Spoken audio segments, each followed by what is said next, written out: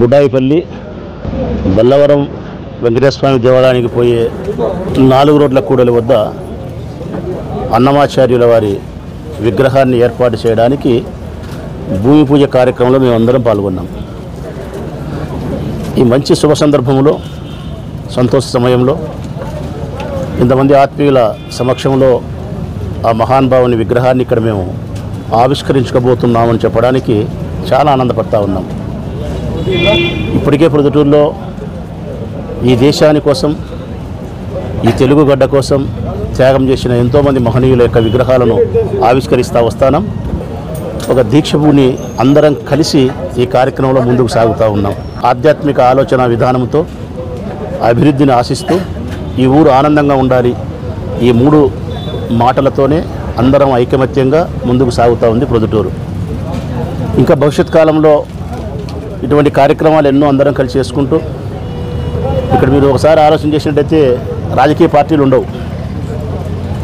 మేము కలిసిన ప్రతిసారి భారతీయ జనతా పార్టీకి సంబంధించిన వాళ్ళు ఉంటారు, వైఎస్ఆర్ పార్టీకి సంబంధించిన వాళ్ళు ఉంటారు, అన్ని పార్టీలకు సంబంధించిన వాళ్ళు ఉంటారు. కానీ ఇక్కడ రాజకీయాల యొక్క చర్చనే ఎప్పుడు జరగదు. మా మధ్య రాజకీయాల ప్రస్తావనే ఉండదు. మనంతా ప్రొద్దుటూరు వాసులం.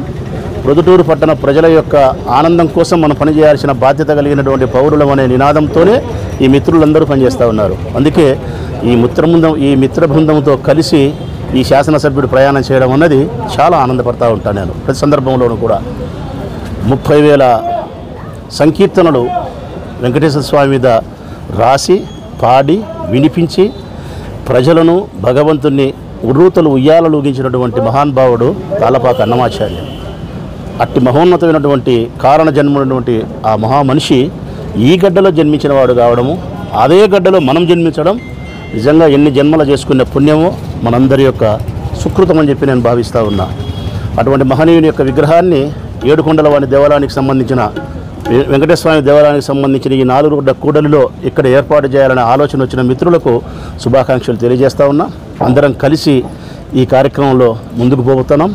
ఇంకా భవిష్యత్ కాలంలో ప్రొద్దుటూరు పట్టణానికి సంబంధించి ఎన్నో మంచి కార్యక్రమాలను, ఎన్నో మంచి విశేషాలతో ప్రజలందరికీ కూడా అనుకూలంగా ఉండేలాగానే అందరం ప్రయాణం చేయాలని ఆశిస్తూ సెలవు.